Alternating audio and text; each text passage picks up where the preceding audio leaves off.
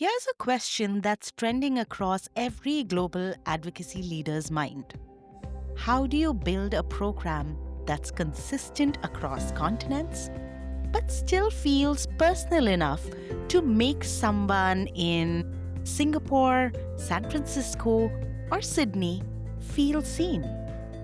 Is it really possible to have structure without losing soul?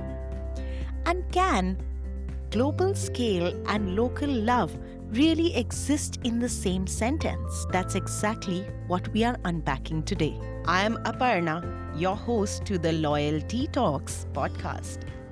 In nearly 2 decades of my journey in understanding customer marketing, I'm the strategist who saw advocacy not as a tactic but as a torch, loyalty as legacy, and customer voices as the loudest currency your brand will ever own.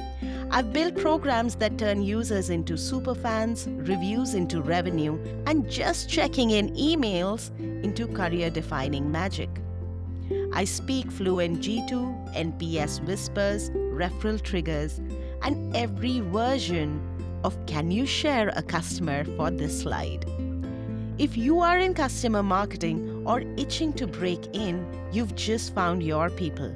So whether you're nurturing your first advocate or leading a global reference program, join me and my expert guests as we turn your marketing muscle into movement. No gatekeeping, no fancy jargon, just blueprints, battle scars, and breakthroughs.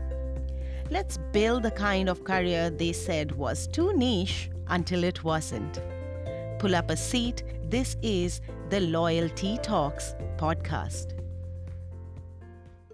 Today's guest is someone whose name rings loud in every room where customer advocacy is being redefined. Pascale Royal is currently the director of customer marketing at F5. But if you've been in this space long enough, I think all of us would know that she's left her mark at Coupa, ServiceNow, and Citrix too. She's not just building programs, she's orchestrating experiences, flagship events, C-level engagements, executive councils, reference storytelling, and practically all grounded work designed with unmistakable sense of rhythm.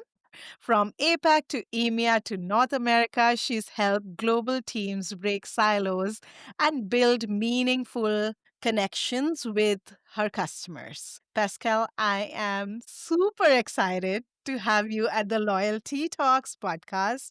And I know I have been fangirling for a very long time. You've been on my guest list as soon as I launched. So I think this feels extra special for me. Thank you, Aparna. That was a beautiful introduction. So thank you so much for having me. I really am looking forward to our conversation.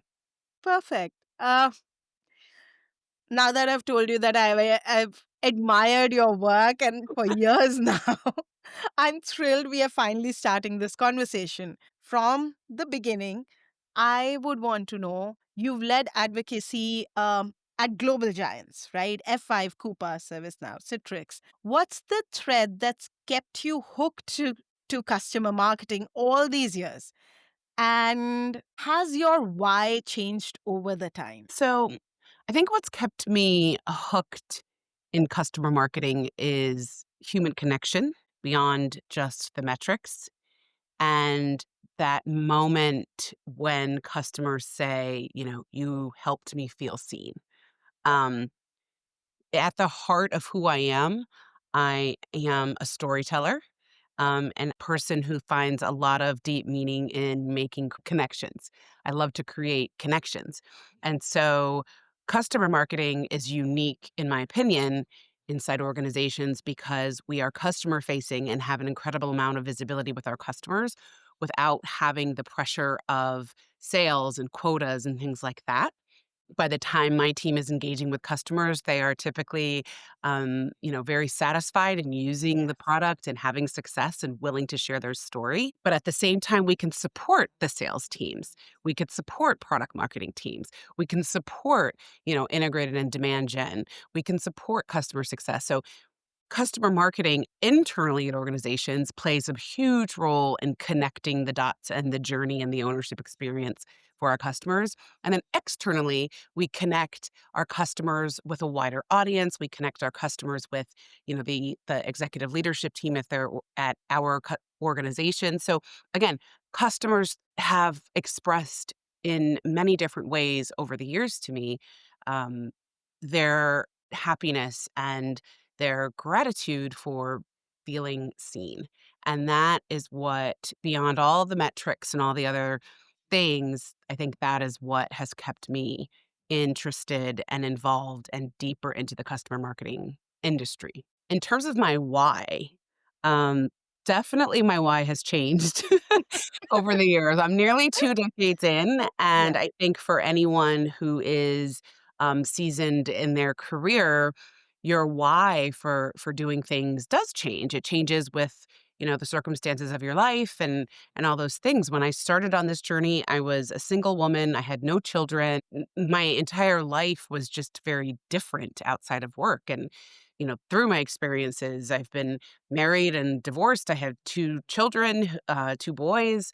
The world has changed. We've Yeah. lived through a pandemic. Like, so much has changed, and I've grown and changed, and I've failed and recovered and failed again and recovered. And, um, you know, eh, so my why has changed many times. I Mhm. think that my why now is I'm deeply passionate about role modeling a couple of things. Uh-huh. Role modeling, number one, what it looks like to actually be a lifelong learner and to keep challenging one's self to exceed.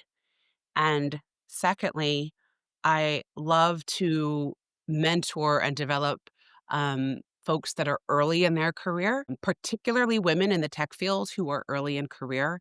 I get a lot of joy out of mentoring them, out of sharing, customer marketing and advocacy with folks who may not know about it yet. Um, so my why is more centered around how can I not leave a legacy, because that sounds like that sounds like way deeper than it is, but, I certainly do get a lot of pleasure these days out of, leading future people leaders, mentoring those early in career, and being an example of lifelong learning, particularly to my boys. I love that. I I definitely do.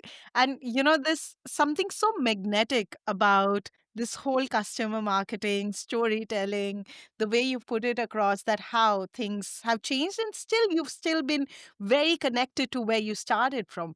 I think it's the kind of empathy and creativity that brings it all together. Yeah. And yeah, and I think I've been in this space because of that reason, because I've felt very connected to what we go into day in and day out. Zooming into your current role, what does a typical day look like leading customer engagement at F5? And tell me honestly, what part of the day lights you up? Each day is a bit different, particularly where I am in my career right now.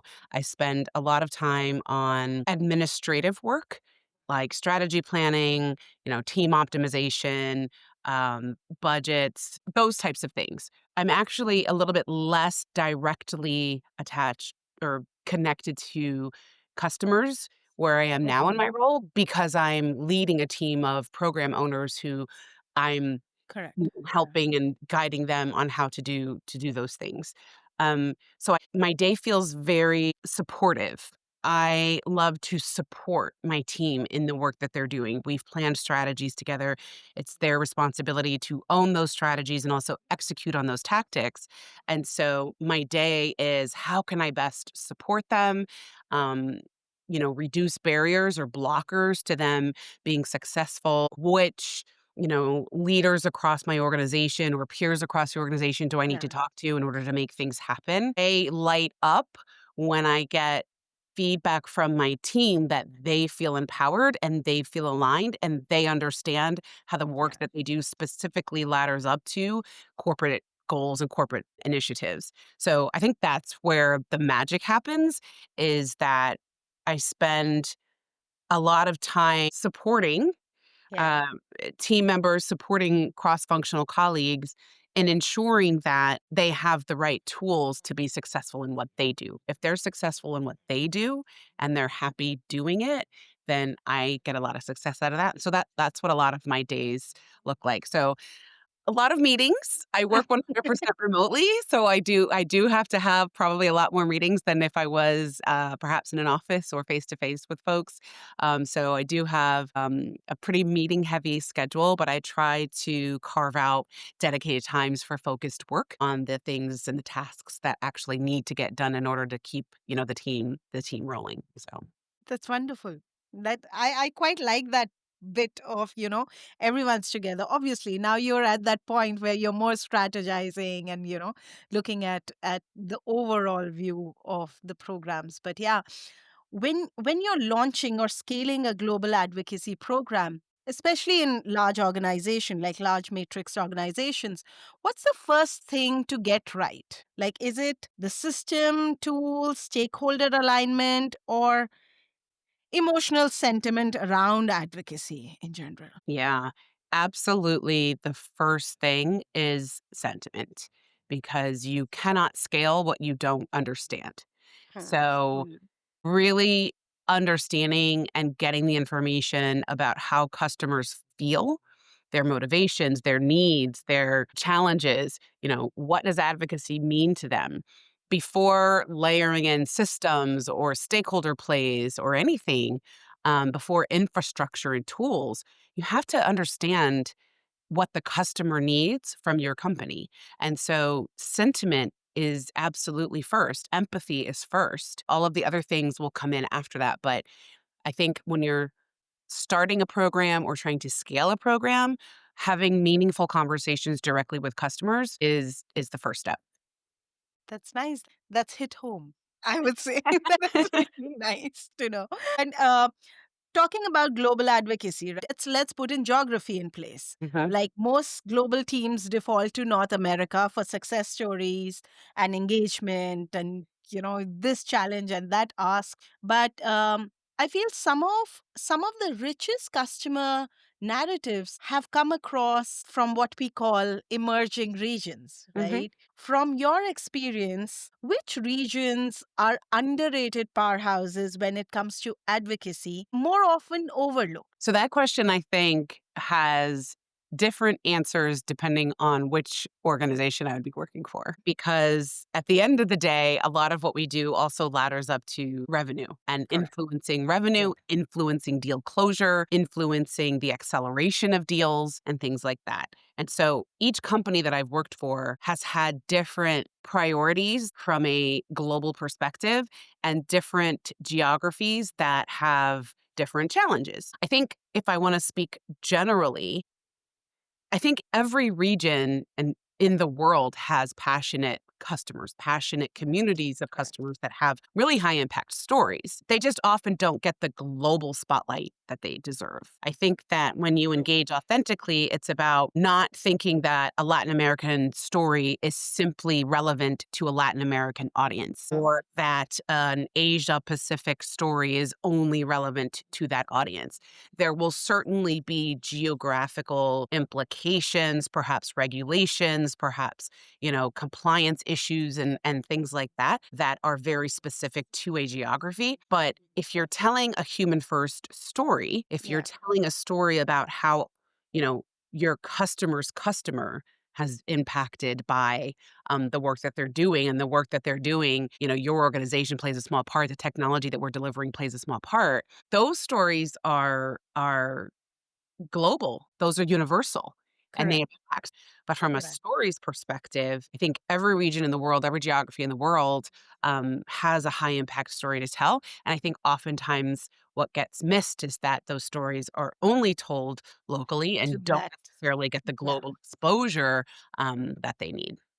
Correct. Yeah. Actually, um, I once ran a campaign in Southeast Asia, Mhm. and the response nearly blew me because the participation, their speed, their passion, their storytelling, it made me rethink that, okay, what does a mature market even look like if they're calling them emerging markets? But yes, you're so right when you say that every region, irrespective of the region factor, they Mhm. have passionate customers. They have a lot of diligence and vigor in storytelling and Yeah. sharing their thoughts. Yeah, The human experience is universal. absolutely. And you know, what we do for a living and, how corporations use technology to fuel business, to Yeah. grow in underserved markets, to reach and scale and merge and all of those things.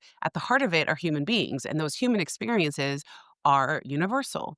I think I'm very interested in how we can break down, those virtual and real borders and share those experiences and bring people together. Again, coming back to connection, creating programs that allow for, a CIO or a CISO from Japan to meet and network with a CIO or CISO from Mexico, or someone from Europe meeting with someone from Africa, or someone from the middle America being in conversation with Yeah. someone in Southeast Asia. Because what I have found is that 9.9 times out of 10, they realize that there are more commonalities than differences. Uh-huh. Yeah. And the challenges are also very, very similar, even regardless of industry and things like that. That's beautifully put, actually, because my next question was leaning towards localization. And Mhm. I realized while you were answering that, I was like, oh my God. Um, y- I do feel that a lot of it has nothing to do with borders and regions and demographics. But I think while someone is arranging a global program, I think it's beautifully messy at times. But Mhm. do you believe in deeply localizing advocacy experiences? Like your events, your rewards, even storytelling. Like, is there a different set of questionnaires and narratives that you want to address? Or is it just that you're maintaining a very unified global brand approach with minimal tailoring? Yeah. So I think it's both. I think that your brand voice should be consistent. Hmm. The brand of your organization around the world, if you're a global company, should be consistent. Now, how we activate that in different geographies needs to flex, right? Nation shows respect. So when it's done well, it shows respect of your brand, that you acknowledge and recognize that business is done differently in different parts of the world. And you can acknowledge it, recognize it, align your strategies to it, and hopefully strengthen the brand in that way. So for me, as I think about, I run a global program, but I'm very aligned with our field marketing organizations that are executing localized strategies in those parts of the world. So I do think it's really important that brand voice, brand look and feel, all of those things are Hmm. consistent and delivered well, but there are things that need to be activated and executed locally, that so there's nuance there, and you should be able to flex your programs to align to that. I agree that, while you're localizing it, you don't dilute the brand essence. Mhm. But I think a lot of times, certain things do teach you a lot about not underestimating a cultural nuance, or Mhm. there's a certain tone or within a region, and maybe, the translation can go good or bad. Is there any tip that you have, or probably a playbook that you have in mind, or even mistakes that have taught you the hard way of learning about the cultural nuances and localization? I do like to think about, um, 2 words, core and flex. So, you start with your core guardrails, which are the brand values, brand voice, and then work to empower regional teams to interpret them and allow regional teams to also help you flex and remain flexible with cultural touches. And so, again, if your brand remains the core of what you're all doing, and you have the ability to be flexible and respect local nuance, then I think that's where I have found a success at previous companies. That's where I am finding success now. That's where my team is actually really focused for the upcoming fiscal year. on localized storytelling, amplifying those voices to a global market and things like that. But yeah, I think core and flex always come back as I'm working through strategic planning and program development or program launches and also as I work with my global peers. Oh, I love that. I love that approach. But okay, just for fun, have you had any cross cultural surprises while you were planning a global campaign? Like any moments where you felt that, oh my God, okay, I did not see that coming. Funny or unexpectedly powerful? Any experience like that? Yes. So, and it has to do with actually the name of our customer advocacy program here at F5. So, our global customer advocacy program is called F5 Insiders. And we tested the name in certain markets, not all markets, and some decisions were made around F5 Insiders prior to me joining the company. Uh-huh. Regardless, you're an F5 Insider if you're part of our global customer advocacy program. As we were working with our team, specifically in Japan last year on some local events, we realized that particularly in signage and in the materials that we were communicating about our program, F5 Insiders, the word insiders, didn't really translate appropriately or with the right Okay. intention in Japanese, and it had a really negative connotation. And that was like a very big aha moment and a moment where we were like, "Oh my gosh," like we had already launched globally, we had launched in Europe, we had launched in North America, we had and all of a sudden we're like, "Oh goodness, we can't just change the whole program for Japan, but this is a big deal. Like we need to be mindful."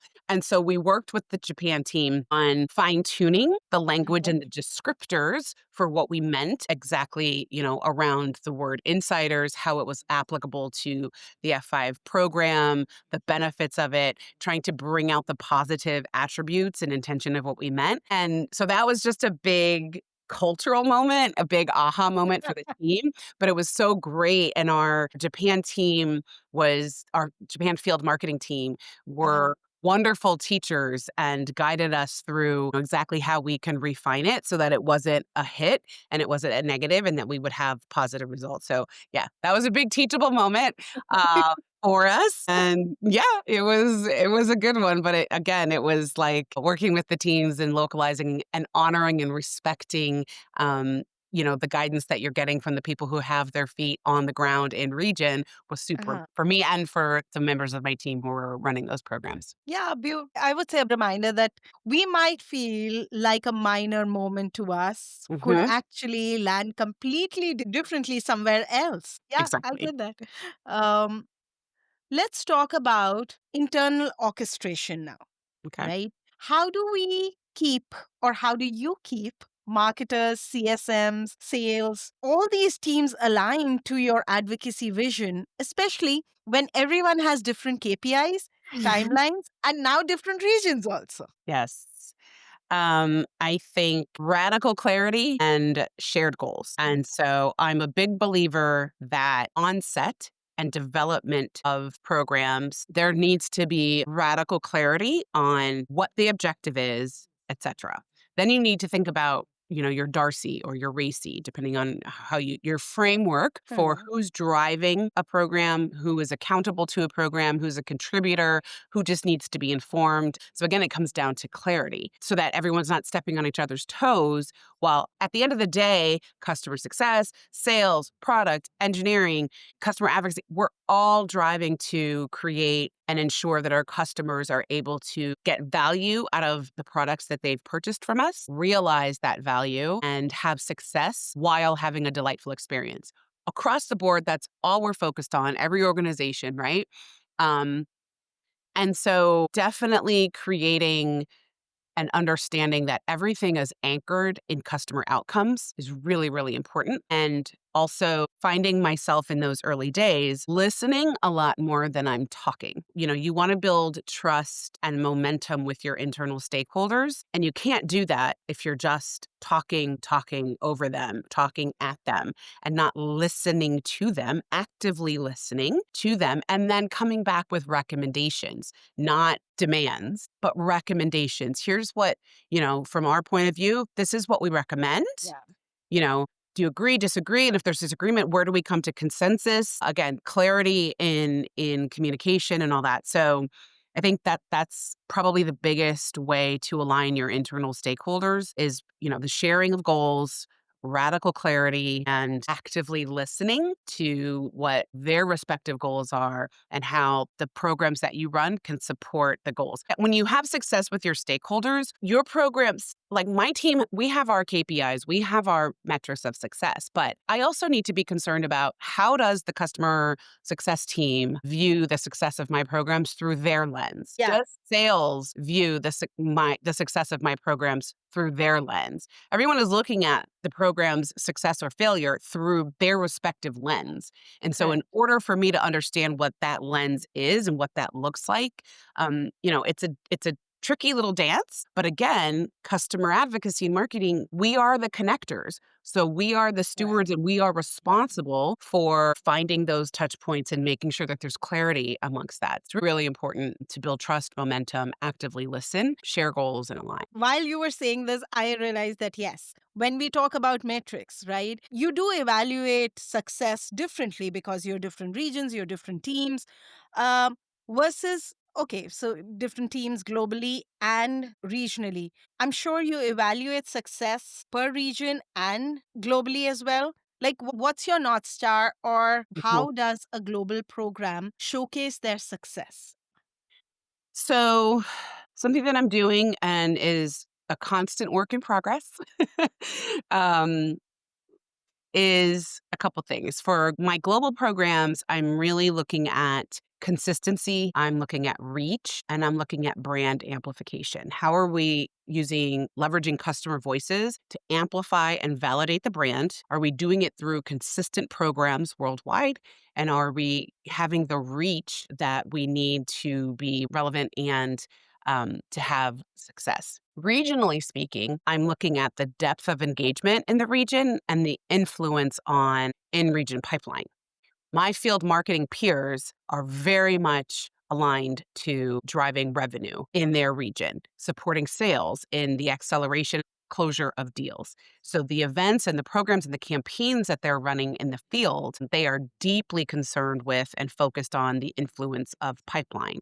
Therefore, I need to be concerned about the programs and the depth of engagement that the things we're doing globally align to our field marketing peers. So both of those things need to ladder up to shared business goals, and those shared business goals typically are the corporate priorities Yeah. that hopefully, if you're at the corporate level, if they've been clear about the focus areas for any given year or 2-year period, everything that everyone's doing worldwide ladders up to that. And so how that trickles down and how we Yeah. influence up, those things matter in terms of the execution and the depths of engagement locally on pipeline, and then tracking consistency and brand amplification on a global level. I have personally been guilty of building a dashboard that I thought was perfect and made extremely good sense, and it was so beautifully done. But the minute I showed it to the regional stakeholders, and they were like, no, this is not we use, this is how we want it, this is not we are measuring, this is not we are looking at. And while everything looked very hunky dory from the top, when you actually sit down with your stakeholders and realize that, okay, yes, Europe may be looking at a different goal or Mhm. something, and you're probably, I get what you're saying. Yeah, it's a delicate dance. I think to work in customer advocacy, you have to remain poised and diplomatic and have a bit of humility to understand Oh that yeah. this is not my customer or your customer. These are the company's customers, and we all have, it's our job to put the customer first, to keep our focus really there. Yes. Um, Yes. and so to the degree that, you think that what you're putting out there is the best thing ever and the most innovative thing ever, it may or may not land well, and that's okay. Or there could be opportunity for learning on both sides. There could be best practices that after doing this for a long time, there are certain best practices that I feel are important and relevant to the business that I will probably push a little bit harder for, or at Uh-huh. least push for more experimentation and piloting and trying before we just say no. And then there will be things at the local level that they would like to do the same. So it's a lot of give and take, Correct. but There has to be no ego involved, which can be hard. We're Yeah. human, Yeah. so it can be hard to have our work, criticized or, turned around and looked at Correct. critically. There will be folks who give you constructive feedback and others who just will tear it down. They're unique characteristics that customer marketers and those who work in customer advocacy have. Easier said than done, and any given day is different. And I always tell my team, like, we have our cone of confidentiality where we can vent Yeah. about, someone who's making us want to pull our hair out or, something that fell through or, like I'm not immune to the fact that not every day is all rosy and everyone's sitting around holding hands and coming to like a agreement in this really beautiful way. Sometimes it does get messy. It can be um, there could be conflict and friction and tension. Sometimes you're in really passionate, wonderful, beautiful agreement. Other times you may have to come to sort of violent agreement with your peers to try to do something. If your North Star are the company goals and the shared goals there, then that's where you have to point back to. And that's where, yeah, the heart of everything really lies. True. Yeah. And yes, so not every day is the same day and things are done differently, Mhm. but I'm here with my favorite question. If you had been handed down a global advocacy magic wand Oh my and goodness. you could solve just one pain point for good, what would you fix and why? So you gave me this question in advance, and I did put some thought into it because when we talked about doing this recording, and I saw that question, I was like, "Wow, that is a question." So what I've landed on, and this is just my answer today. I think that if I had a magic wand, I would like to eliminate the gap between customer experience and customer marketing. So I think that too often advocacy and customer marketing is seen as a bonus Yeah. and not a byproduct of great experiences. So, in my perfect world with my magic wand, the utopia is that every customer, every happy customer in particular, is seen and heard and celebrated by design. And so the two, customer experience and customer marketing, would really go hand in hand, and there wouldn't be such a gap and a delta between those two things. That's my answer today, at least. That's a powerful one. And I know I think every listener who's listening in today would be nodding that, oh, yes, that's been my struggle too. I have also felt that ways. Yes, I can resonate with the same thing. Ask me tomorrow, and it might be a different answer, but this one, I feel pretty good about it right now. So yeah. This has actually been fun. I didn't realize how quickly we'll go over all the questions, how naturally everything would flow, and this has been such a rich conversation. Thank you And so much, Aparna. I would say thank you for walking us through art, a little bit of architecture, a lot of it about emotional intelligence behind global advocacy. And I know whether someone's doing a regional advocacy program or building their first global program, I think this episode would remind them that, scaling it doesn't really mean that you lose out on the soul of it, or it Mhm. needs to have the same essence. And as you said, like the brand essence part of it.